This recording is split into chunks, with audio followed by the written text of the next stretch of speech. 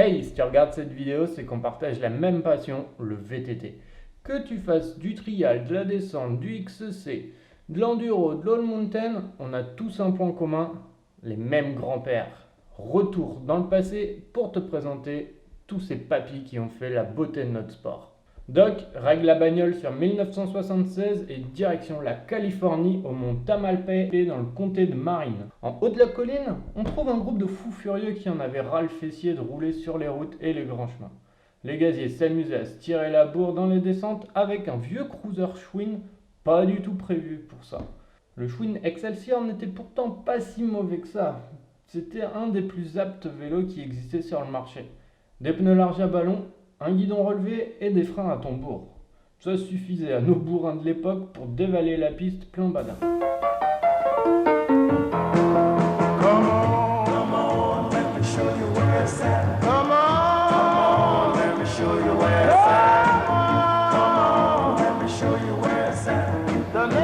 The places I like it like that. Come on, let me show you where it's at. Come on, let me show you where it's at. Come on, let me show you where it's at. The name.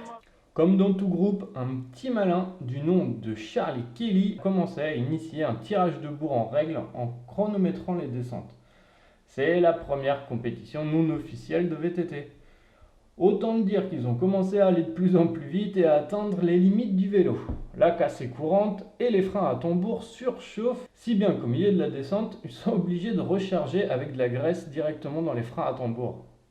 La première piste de descente avait son nom tout trouvé, la Repack, pour recharger. Dans l'équipe, ils sont loin d'avoir les deux pieds dans le même sabot. Pour continuer à profiter au max sans devoir trimballer un poste à souder ou une citerne de graisse, un du groupe décide de construire sur mesure son propre vélo.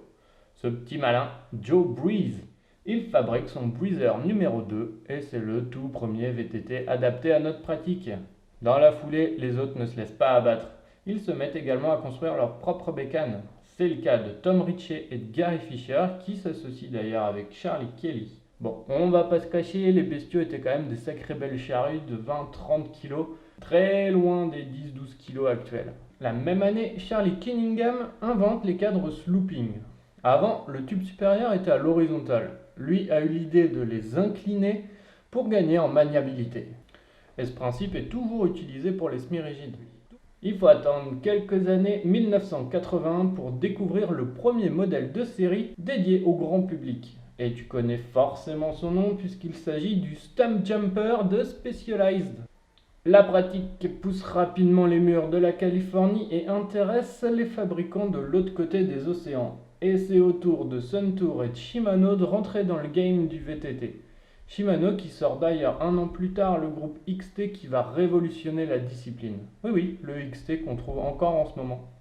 Les années 80, c'est pas que Jean-Jacques Goldman, c'est surtout le développement et l'ouverture au monde du VTT. Des compétitions officielles cette fois sont créées pour savoir qui a le plus gros kiki permettant de descendre le plus vite. Et à ce petit jeu, Tom Ritchie est plutôt badass. En France, la première compétition a lieu dans le sud-est. Et là, je te laisse 3 secondes pour deviner où. 3, 2, 1. Le Roc d'Azur, bien sûr. 7 participants la première année, 30 la deuxième, et aujourd'hui ça se compte par milliers et ça fait partie d'un lieu de culte incontournable pour tout VTTiste.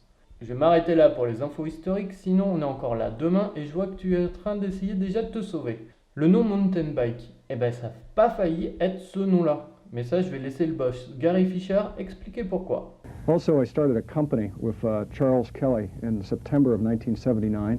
We were looking for an original name. At the time, these old bikes were called clunkers and ballooners and bombers and beaters and that. And I thought of the name mountain bikes. We lost the name. Depuis 1976, les vélos ont vachement évolué, mais une seule chose est restée en place, la philosophie. It's getting away from the cops, the cars, the concrete, and getting out here. Gary, Charlie, Joe, Tom, mille merci messieurs d'avoir inventé notre si beau sport. Et si tu veux découvrir la descente Repack originelle, ça se passe sur Facebook, je te mets le lien dans la description.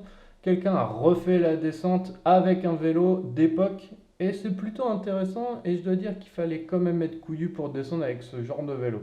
La vidéo t'a plu, laisse un pouce et si tu veux en connaître d'autres sur le VTT, ça me fera un grand plaisir de faire une autre vidéo. Alors marque dans les commentaires les sujets qui peuvent t'intéresser et je vais regarder comment je peux tourner ça. En attendant, roulez safe et comme le dit Gary Fisher, fuyez le béton, partez dans la forêt. Ciao!